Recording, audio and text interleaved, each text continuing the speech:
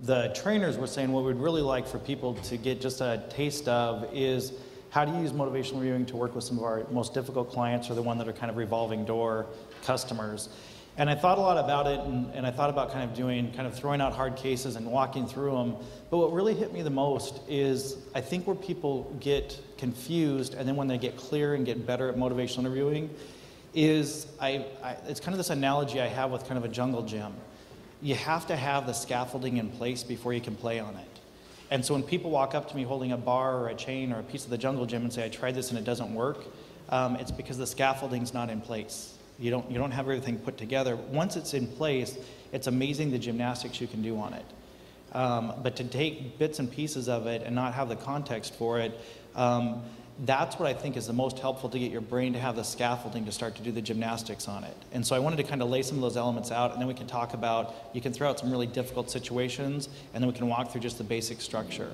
It's the other thing that I think is the most helpful, instead of thinking that every case is different, because the cases themselves may be different, but if you're taking an MI lens, then the strategy is always the same. That's why I like it. I'm fairly simple and easy to teach, but once I get in my head, I can stick with it. And that's kind of the way that it is with this MI process. So I'm going to give you a couple of kind of what needs to be in place for the scaffolding to work. And the other thing what I also want to reinforce is that I don't think motivational interviewing is the end-all be-all. I really don't. And that's what I want to start with, this kind of a concept.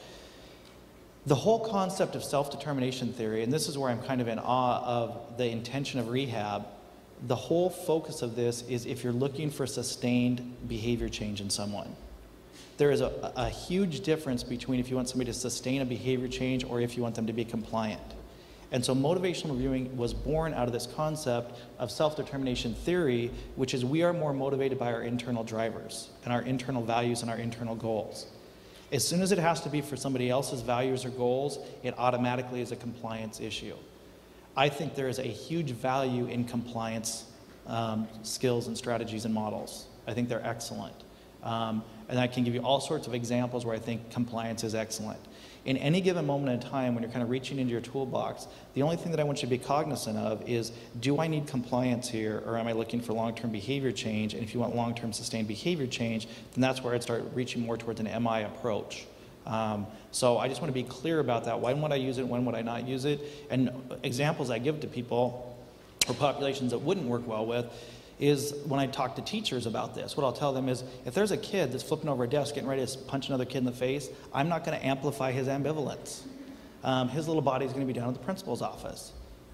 So, I mean, compliance is necessary.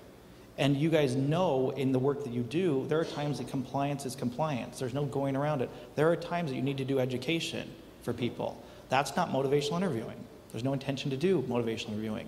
So what I want to have in place when you're being mindful is, in any given moment with any particular person you're talking to, do I want long-term behavior change or do I want compliance?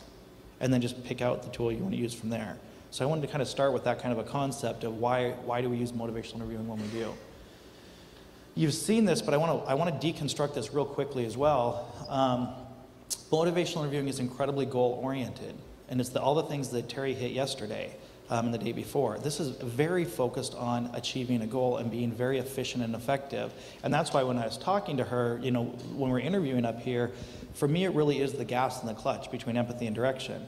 If somebody comes in and they're ready to get to work, don't sit there and reflect. They don't need a lot of empathy. Get going on direction. People think that motivational interviewing is this kind of, you know, feel good, like she said, warm and fuzzy, kind of kumbaya, let's hug each other, and doesn't that feel good? That's not motivational interviewing. Motivational interviewing is the better I understand who you are and where you want to go, maybe between the two of us we can get there a little quicker. And so I just want to keep reinforcing these fundamental concepts of the jungle gym of motivational interviewing. So the intention, and this is what I think Terry does an amazing job of talking about, that royal marriage of high empathy and high direction. And the whole focus here is to enhance the internal drivers. What are my values and goals, and my behavior get in alignment with that? And to explore and resolve that to work towards kind of change talk or behavior change. This, I'm thinking of, I think Maureen was talking about this in terms of all the jargon. As a learner myself, it made me nuts to train on stuff that felt so compartmentalized, of learning all these acronyms. And I know that learner brains, it's not helpful to learn a skill if it's all based on acronyms. And motivational interviewing is so acronym heavy. And so Amy and I made a really concerted effort, since we got a preview of the engage, focus, the 4 processes, we kind of unbundled all the acronyms, and I thought, let's get down to how does my brain learn motivational interviewing? What is the focus on that? And so Amy and I developed this. It's a whole one-sheeter that's much more extensive than this, but I wanted to lay out the scaffolding.